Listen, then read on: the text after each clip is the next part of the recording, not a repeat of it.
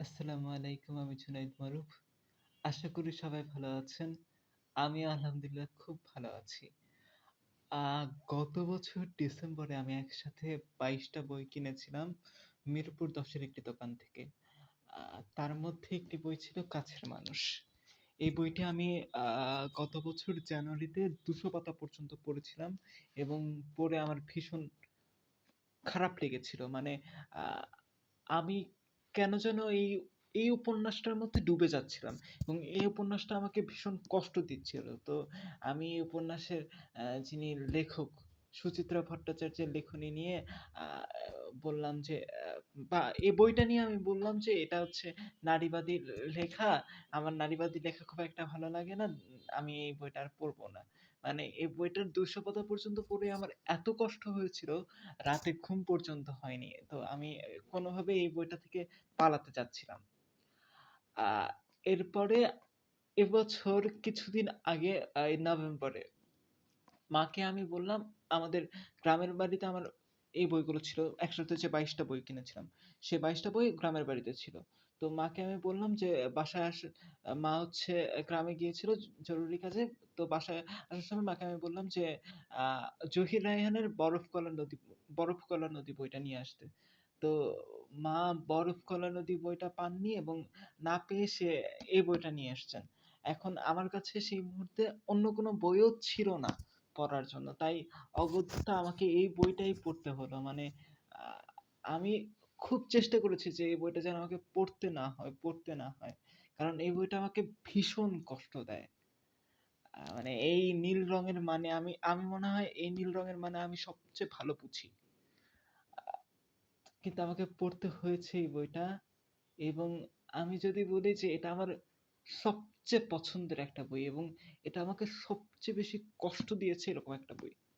আ আমি সুচিত্রা ভট্টাচার্যের একজন অনেক বড় ফ্যান হয়ে গিয়েছি। মানে উনার সাবলীল লেখা আমাকে প্রচন্ড মুগ্ধ করেছে। আমি উনার আরো বই পড়তে চেষ্টা করব। আর এখন আমার মনে হয় যে আ উনার প্রত্যেকটা লেখাই হয়তো আমাকে কষ্ট দিবে। কিন্তু তারপরেও আমার মনে হয় যে আমি এই কষ্টটাই পছন্দ করি। কারণ একটা পর্যায়ে আমি পাগলের মতো এই বইটা শেষ করেছি। মানে আমাকে জানতে হবে যে কাহিনী কি হচ্ছে। আ এই বইটা মূলত হচ্ছে আ তিতির আর ইন্দ্রাণীর গল্প। মানে একজন মা হচ্ছে ইন্দ্রাণী, মা আর মেয়ের গল্প। মা হচ্ছে ইন্দ্রাণী, তিতির হচ্ছে তার মেয়ে।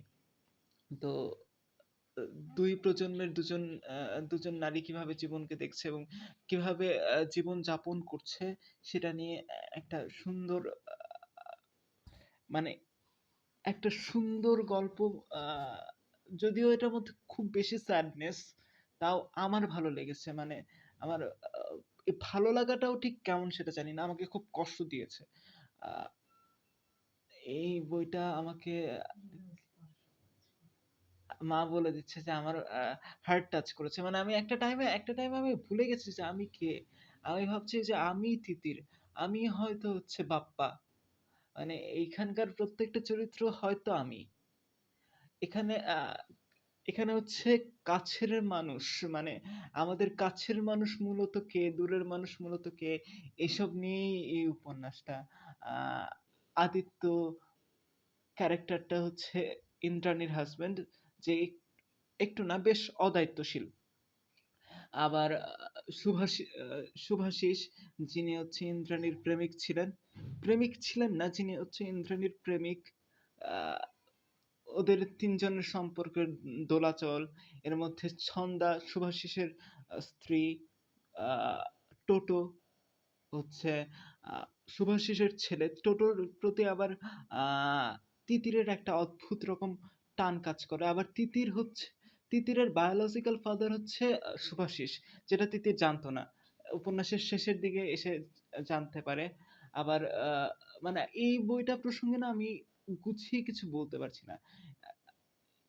মানে আমি অনেক কিছু ভেবেছি যে বলব কিন্তু বলা আসলে হয়ে উঠছে না। আপনারা সবাই পড়বেন এই বইটা প্লিজ। মানে পড়তে চেষ্টা করবেন।